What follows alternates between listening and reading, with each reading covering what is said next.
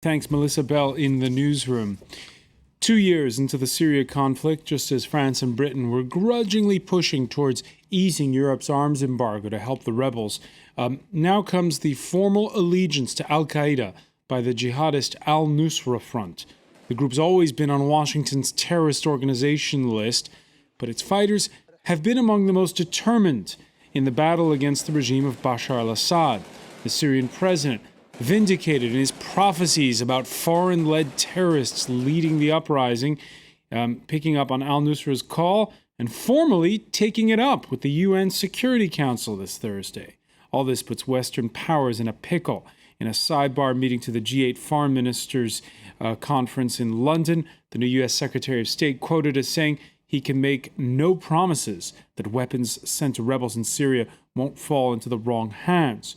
Early on, the West took sides in the Syria conflict. For many, it's now clear that there are more than two sides. Today in the France 24 debate, Al-Qaeda's bid for Syria, and with us to talk about it from London, Abdel Bari Atwan, managing editor for Quds Al-Arabi, joining us from Beirut, Lebanon, Rania Abouzeid, Middle East correspondent for Time magazine. Welcome back to the show. Welcome as well to Elias Warde, member of the Syrian National Council and member of Syrian Christians for Democracy. Thank you for being with us.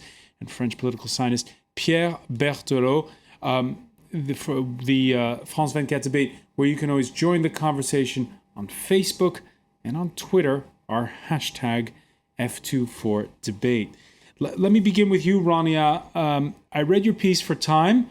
You went to Raqqa city inside of Syria, got into a pickup, into a car with a gun-toting, bespectacled Jabhat al-Nusra fighter. He asks you if you're scared. You answer no. Were you telling the truth? Yes, I was. This wasn't the first interaction that I've had with Jabhat al-Nusra. I was the first journalist to interview a member of the group last summer, and I've also had interviews with some officials in Aleppo, in Raqqa, and Idlib, and elsewhere. So it wasn't the first interaction with this group. They're very careful they're very media savvy in the sense that they're careful about their image, although they're also media shy. So I should say that they're savvy in terms of their interaction with the local population, but not so much the media. They're very keen to present this sort of disciplined, organized image of themselves. The man is driving you, a 21-year-old former literature student. At one point he says, a normal person reaches death through life, while the mujahideen reaches life through death. I don't know who first said that, but I like it. It's what I believe. What do they stand for, this organization? Well, they want an Islamic State in Syria, but they're not alone in wanting that. Many groups that fight under the broad umbrella of the Free Syrian Army also want an Islamic State in Syria. The question is, what kind of an Islamic State do they want? I've sat in, I had another piece from Raqqa where there was a debate going on between a member of Jabhat al-Nusra and other fighting men, and they were challenging him about the type of Islamic State that they want in Syria. They said they wanted a moderate Islamic State, to which the Jabhat al-Nusra member replied, there is no such thing as extremist or moderate Islam, only Islam, and Islam is under threat from the West. So, we're seeing these sort of internal debates happening inside Syria, especially in places like Raqqa city, which is the first provincial capital to fall from Syrian President Bashar al-Assad's grip. So we're seeing, the emergence of new power structures, new forms of governance and things like that, which are very slowly being put in place. Elias Warde, what's your reaction to hearing what Rania Abouzeid says? Here are people fighting for the same cause as you, which is to oust Bashar al-Assad, yet they say they want an Islamic State. What's your stance? on Jabhat al-Nusra? I think Jabhat al-Nusra, I would like to remind that in the first year, we can say that there wasn't Jabhat al-Nusra, didn't exist. And the Syrian revolution was a pacific revolution with people who asked for dignity and freedom. The simplest things for any human being to have to live in his homeland.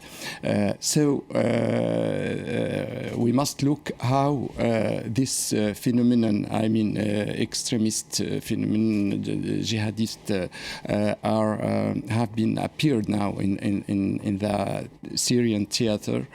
There's many causes. Are you surprised by this allegiance to Al-Qaeda?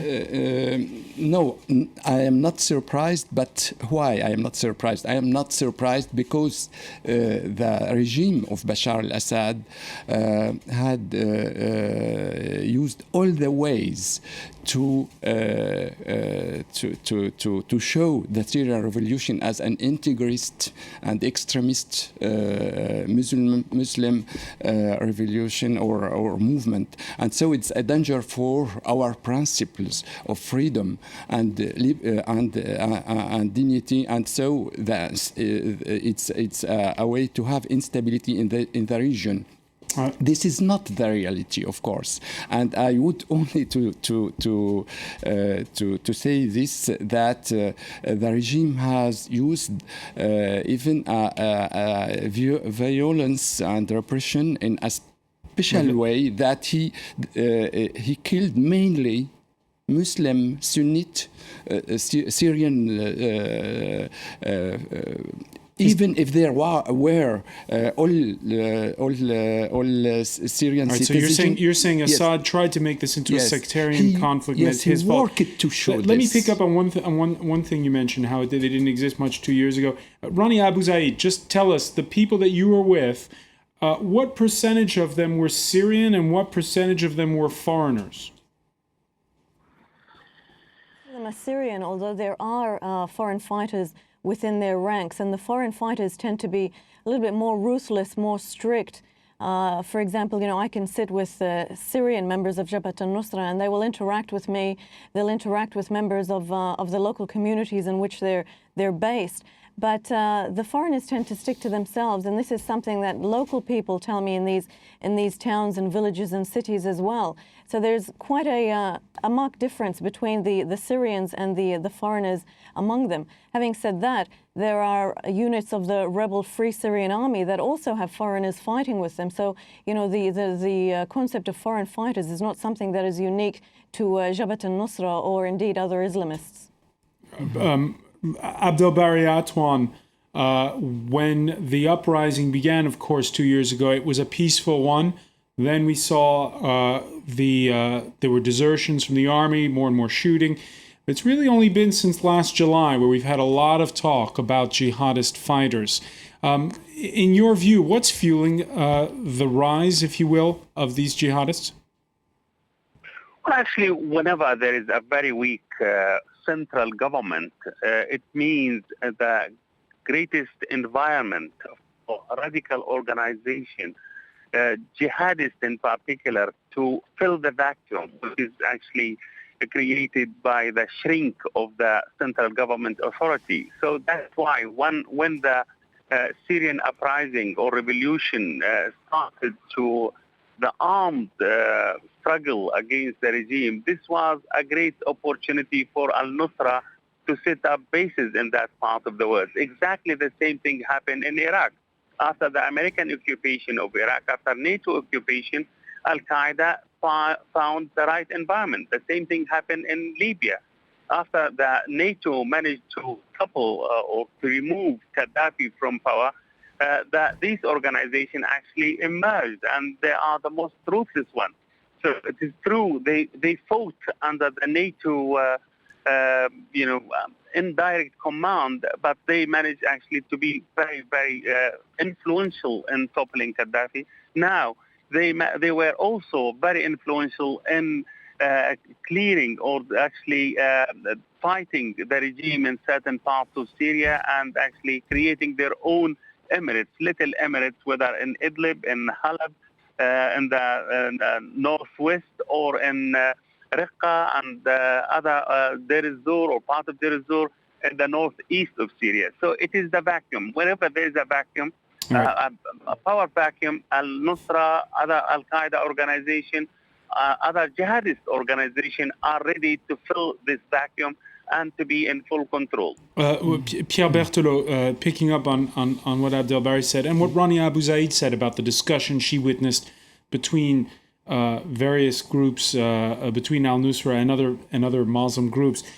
How would you say, would you say are the relations today between Al-Nusra on the one hand and, say, the Muslim Brotherhood, which is very influential inside the opposition, and even with the Gulf states, which are financing to a large degree the rebellion? Well, currently there is both cooperation, but also opposition, of course, between moderate Muslims, Islamists, I would say Muslim Brotherhood, and on the other side, Jabhat al-Nusra or Salafis, of course.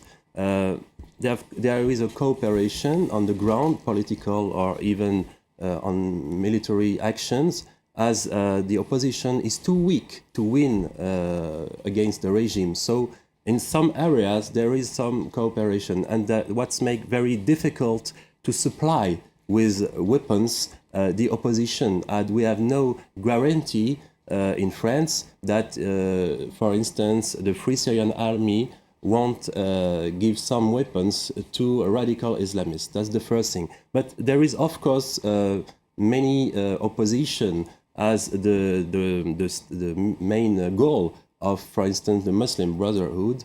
Of course, it's an Islamic State, but a moderate one.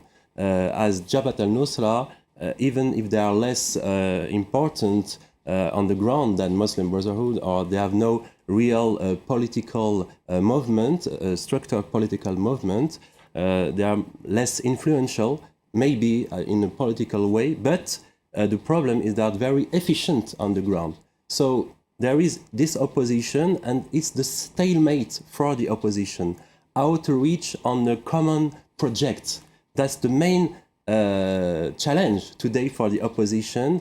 And in my opinion, if the opposition wants to Bashar al-Assad to go away, they must unite before, and it will be more easier to supply them with weapons. All right, they must unite, but uniting means bringing together people who don't have the same agenda at all. I suspect that Syrian Christians for democracy, for instance, don't want an Islamic State in Syria. Can you work with the Muslim Brotherhood? Can you work with Al-Nusra? Yes, I would also to remind that in the Syria history, the recent history, I mean, from the independence and before the independence, from the end of the First War,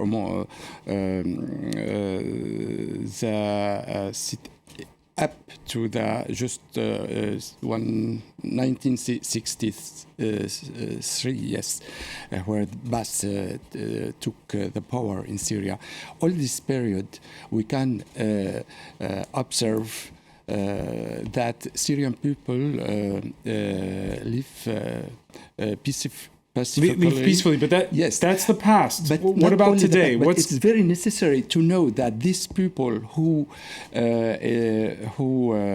put the first prime minister in Syria after the independence, a Christian, Faris al-Khoury. These people who received the Christian Armenian, killed by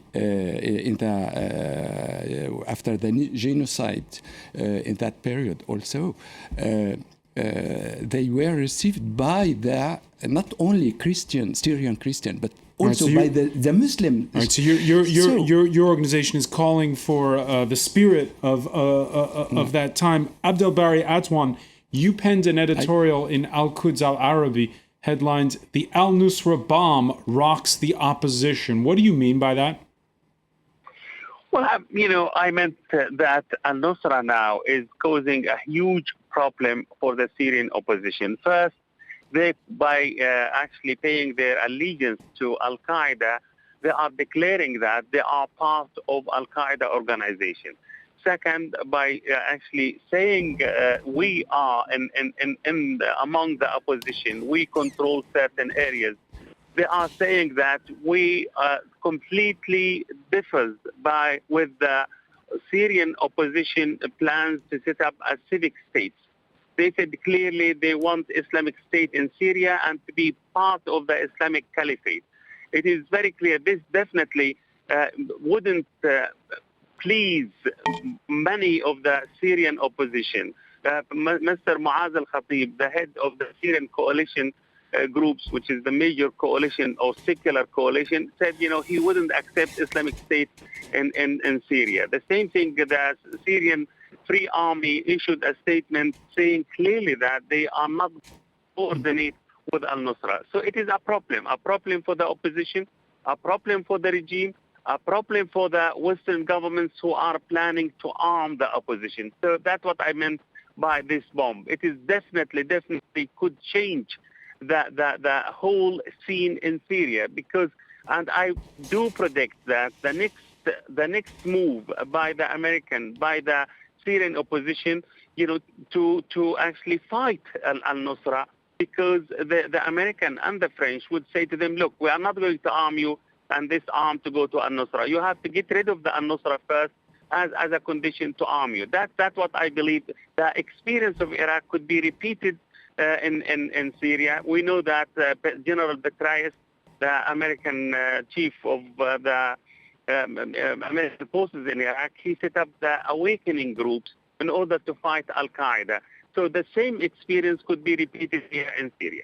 Rania, Abouzeid, do you see that happening? Do you see the same thing as in Iraq? That is to say, militias which had been aligned with extremists effectively being paid off to fight the most hardline jihadists? From the moment that the U.S. designated al-Nusra a terrorist organization late last year, there was talk within rebel circles that this was going to foment fitna or internal divisions within rebel ranks, and many feared that they would be asked to do just that. The blacklisting actually backfired at the time because it united lots of disparate groups on the ground in their support for al-Nusra, because they said, what has America offered us? These men are fighting with us on the front lines and they're dying here with us. However, having said that, there have been gunfights between different rebel groups and al-Nusra. I was there and I saw an attempt on the life of the Farouk leader in Raqqa. And, this was just very recent. I've just come back from there. And the Farouk has been one group. The Farouk Brigade is a nationwide group, and it's been one unit that has taken on al-Nusra and other Islamists in various parts of Syria. There is talk of Sahawat, the awakening units forming in Syria as well. That's one extreme. The other element is that there is a civic pushback against some of the social things that al-Nusra, for example, wants to institute in some of the areas that they are very strong in. For example, in Raqqa city, which I just came back from recently, they're handing around pamphlets showing what is considered appropriate dress for Muslim women. And that's not going down well. I'm going to cut you off, Rania Abouzeid, because we have to take a quick break, but we'll pick up. Stay with us. It's the France 24 debate.